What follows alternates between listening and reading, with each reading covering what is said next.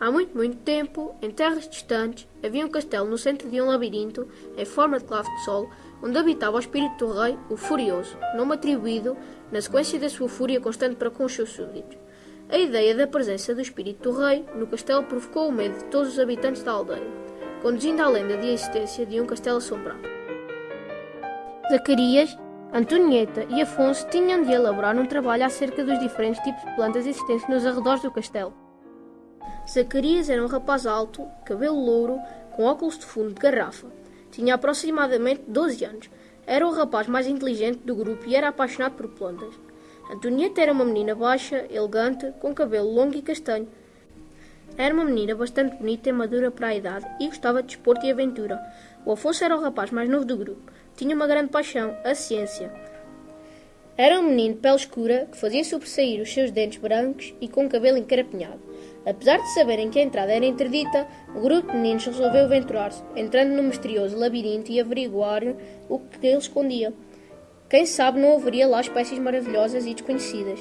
Antonieta olhou em volta e verificou que existia uma entrada. Nessa entrada havia um portão enorme, enferrujado pelo tempo, que tinha gravado uma adivinha. Este portão abrir-se-á se a resposta a esta adivinha encontrares. Qual é a coisa, qual é ela, que tem vários caminhos, mas só um leva ao destino? Os amigos pensaram e repensaram na possível resposta para conseguirem entrar. É fácil, Disse Zacarias. só pode ser a estrada. Não. Respondeu Antonieta. Uma estrada é um único caminho e a adivinha refere vários.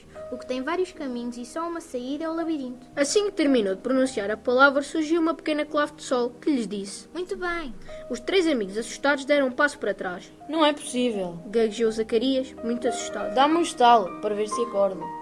De seguida, Zacarias sentiu uma dor no rosto. Au, isso doeu. Não era preciso ser tão forte. Queixou-se Zacarias. Então Antonieta pegou na clave de sol e colocou na fechadura e o portão abriu-se, rangendo um pouco por causa da ferrugem.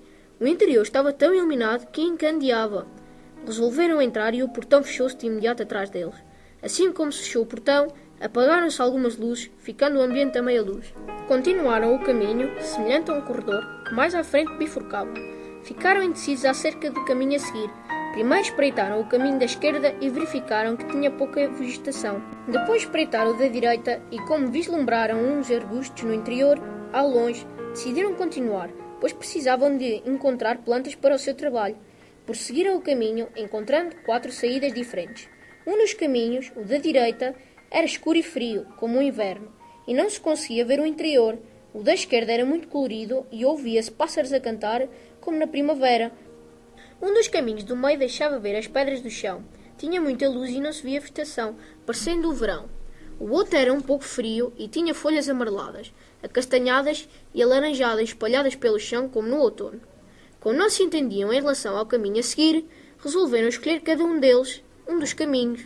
Como no caminho da direita estava muito frio e não se via nada, ninguém quis ir. Zacarias, o apaixonado por plantas, escolheu o caminho mais florido. Antonieta, que gostava do outono, optou pelo caminho das folhas multicolores e Afonso optou pelo caminho mais quente. Zacarias olhou em volta e tinha a sensação de ver as plantas a mexerem-se e tentou observá-las mais de perto. Quando se aproximou, uma delas mordeu-lhe e ele percebeu que algumas das plantas eram carnívoras.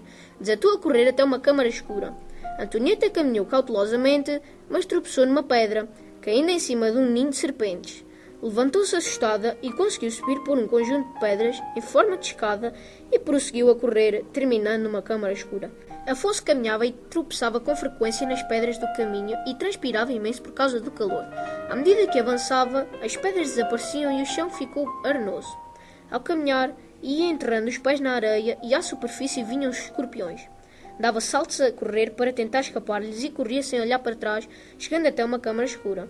Apesar da escuridão, aperceberam-se que estavam os três na câmara e que o caminho que tinha deixado para trás ainda continuava. Entraram e arrepiaram-se com o frio. Como estavam cansados de andar às voltas, começavam a ficar assustados, pois não encontravam a saída. Não sabiam que horas eram, pois os arbustos escondiam o sol. No entanto, Zacarias, que ia à frente dos dois amigos, viu a luz do dia. Corram! Gritou Zacarias. A saída é ali.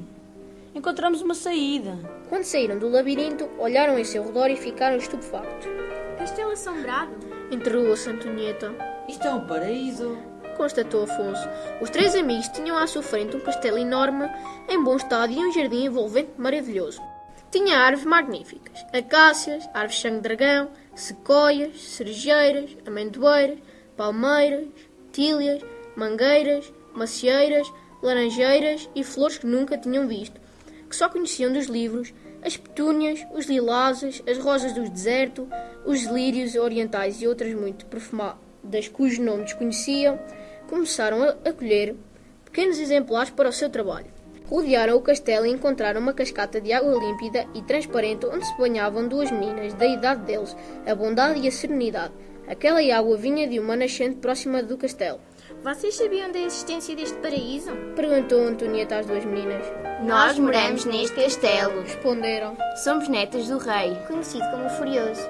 Mas o rei não deixou descendência. Preferiu Antonieta. É o que se fez pensar. Procurou-se divulgar uma história assustadora para proteger as aldeias e as cidades mais próximas. Há muitos anos atrás, os habitantes começaram a aproximar-se do castelo, a cortar árvores, a despejar lixo na floresta em volta do castelo, a lançar resíduos tóxicos na água, até ao dia em que toda a floresta ardeu e pôs em perigo o castelo. O meu avô tinha a seu cargo a sobrevivência dos seus habitantes. Ele estava sempre furioso com eles pelos maus tratos a que submetiam a natureza, colocando em risco a própria sobrevivência. A nascente de onde provém a água desta cascata é a nascente que fornece água a todas as aldeias e cidades próximas, e isso tem de ser preservado. E o labirinto? Questionou Zacarias. Foi o meu avô que mandou construir, para impedir o acesso ao castelo e a destruição do bem mais valioso dos habitantes, da humanidade, a água. Os três amigos despediram-se das meninas e prometeram guardar o seu segredo, pois era um espaço demasiado belo para ser destruído. As meninas convidaram-nos a voltar e a banharem-se naquelas águas e a beberem sumos dos frutos daquelas árvores maravilhosas. Os meninos tiveram de regressar, pois estava a anoitecer, e prometeram voltar. Bondade disse-lhes para seguirem o caminho mais escuro, que não tinha surpresas, apesar da escuridão, e que evitassem os outros caminhos, cujos perigos já conheciam.